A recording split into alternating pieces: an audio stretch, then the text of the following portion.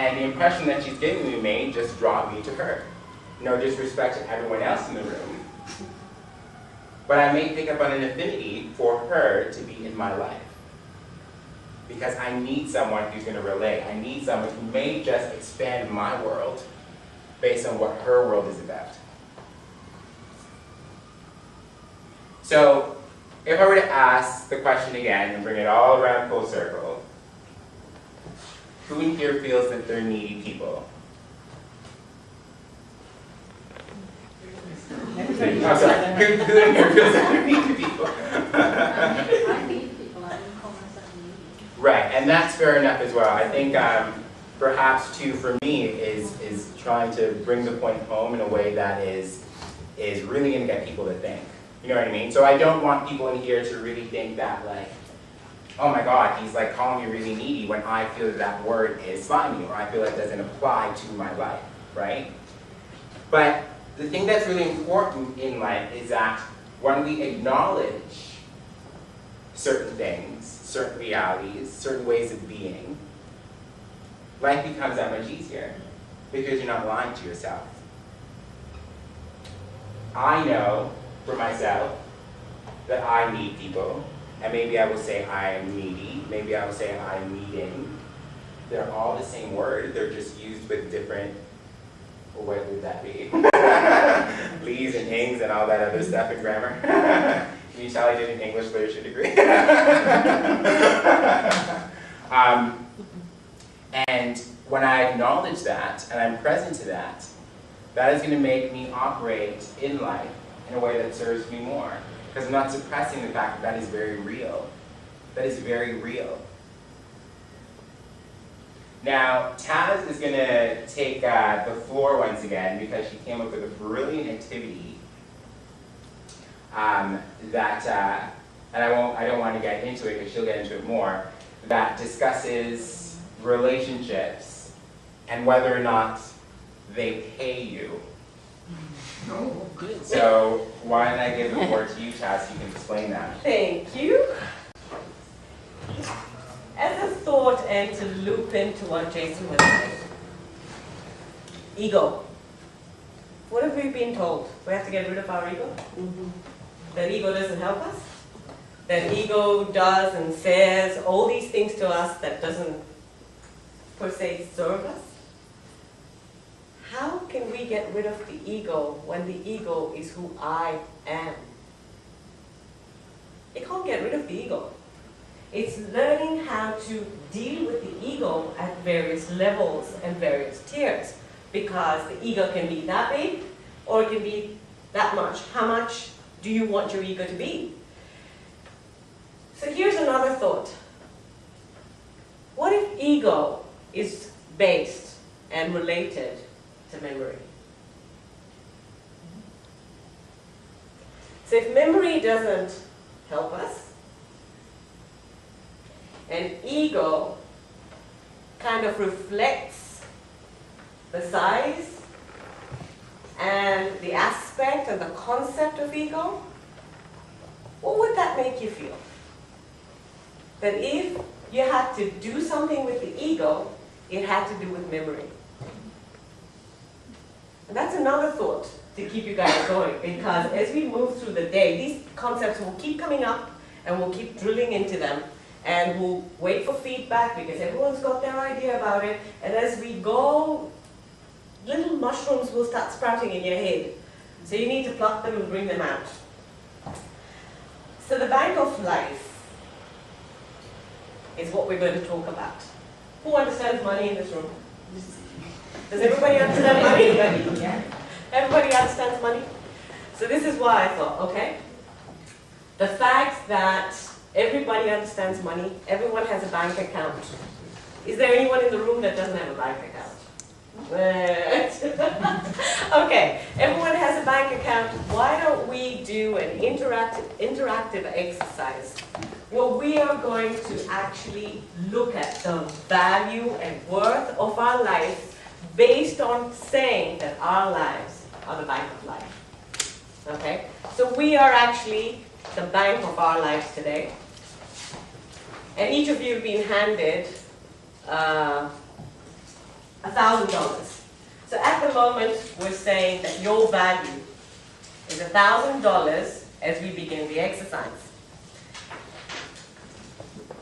And what we're going to do is we're going to ask some questions. And these questions will either take away or add. And this is just a very playful exercise. We're not going to get serious. It's about also asking you to be very, very upfront and honest with yourself. If your answer is a no, let it be a no. Doesn't matter that you lose whatever it is that you lose, or if it's a yes, let it be a yes whether you gain or lose. Because this is how we value and look at relationships. If you then take relationships and what they bring to you, and then you take this exercise and put it on a scale, it's going to give you an idea of how your needs are met, how you bring people into your life, and I think actually, yes, with a little drawing. As you can see, drawing is not one of my greatest points, but relationships. So everything we do, every single thing we do is to fill in to a need. And a need either makes us feel good, doesn't make us feel good, or we have neutral feelings, okay? So if this is the way, this is so obvious, but as obvious as it is, because I'm visual, it helps me to have that chart for me. So what we're going to do is we're going to define how many of your needs are met and how many are unmet, just by a very simple exercise. So as I ask the questions, Jason, are you doing the yes, no thing out? Okay. Do you work overtime to prove your worth to your employer? How many work overtime to start with? Okay. So, do you work to prove your worth to your employer, or do you prove to work, and do you work to prove your worth? That's better. I get my wires crossed here. Do you? How many do? Okay? Yep. So you take from the ones that had their hands up, please.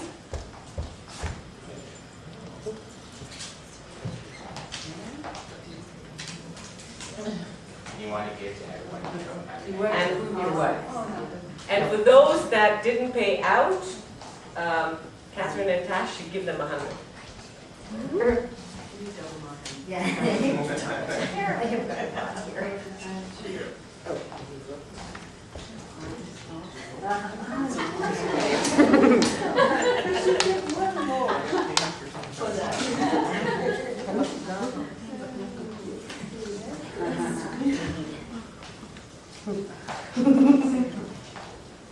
Okay, do you work overtime for the money, and this causes imbalance in other aspects of your life? Take. Take. Anyone else? Does this cause imbalance in your life? It does?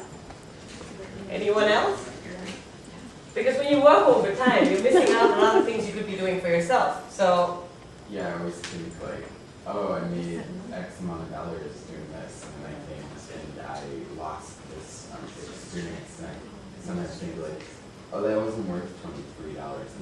I would have gone.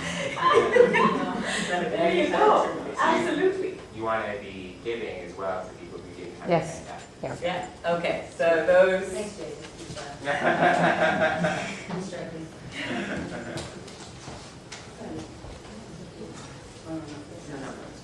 Okay, is people getting richer, right? There's some people that are collecting. All right, let's keep going. Okay, so we were talking about needy. We're talking about needy and about the people we contact and why we contact them.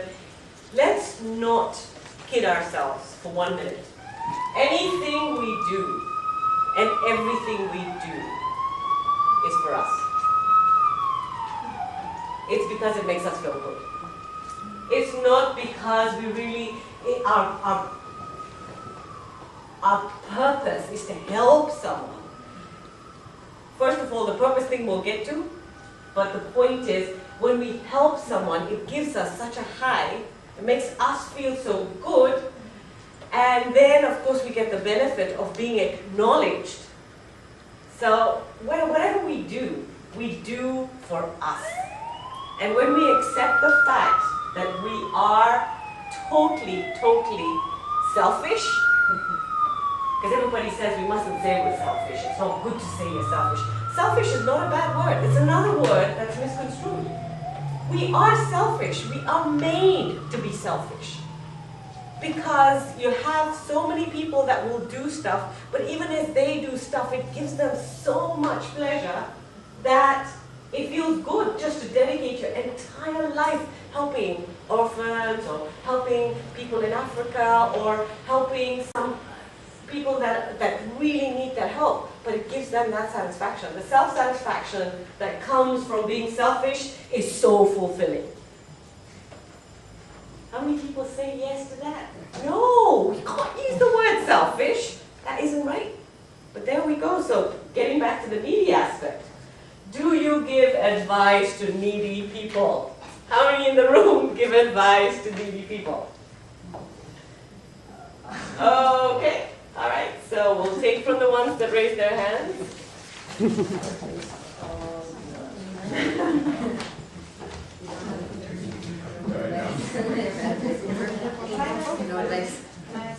Sure. Your second question, I found it a little double-sorted, because there are some people who may run their own business or be involved in charities or whatever it is that they do, that may work overtime, but they're not working overtime for the money. And your question said, do you work overtime for the money? That may take away from other resources in your life. So if you're involved in something, but it's not for the money, because, do you see what I mean? Absolutely, absolutely. So I couldn't answer, yeah, I will work overtime, I will work until whenever, and it may take away from family or friends, but it may not always be for the money. Well, So I found that question, I didn't know really how to answer that question. So that would be more of a neutral one for you. Okay. Then that's okay, that's okay. Some of you would have that. Yes, Joanne? But would it be neutral? Because I found the first question was, do you work overtime to impress people? And that was me. Because I don't work for the money. Right. For your You work. see, the second question is, when I work overtime, it doesn't give me extra money. But it is impressing the people or myself. Like I'm doing it for me and, you know, hey, show these people I'm working overtime. Yeah, Shar, if the question was, do you work overtime, comma, causing imbalance, that'd be one thing, but because it's overtime for the money, then it'd be a clear no for you. Because you just said, like, you know, that's not what gets you. And I Yeah. didn't put my hand up on Oh, okay, yeah, exactly. So that part right there for the money means that it's totally not applying to you in your circumstance, you know? Okay. And it isn't either that you think that it's taking away from your life. Yeah. That's what you don't think that working overtime takes away from other aspects of your life. Because that was the question. Do you work overtime and does it take away from other aspects of your life as well? Can you repeat the question? Yeah. Question number Do 2? you work overtime for the money? That's it right Okay, there for the money. causing imbalance in other aspects of your life. So So- the money part didn't work, No. but does it cause imbalance in other aspects of your life? I try to make sure it doesn't. I mean, I will work, like, if there is nothing going on, I will work. But I will always try to make time for family and friends. So I'm kind of torn. So that's Because okay. Let that be a neutral one for you. It's okay. It's Yeah. all right because you don't feel either or, and nobody's got to fit into any box here. You don't have to have a yes or a no. You can be a neutral. It's fine. It's okay. Hey, that's what it's about. It's about flexibility, right? And you can be neutral with that. That's fine. I'm trying to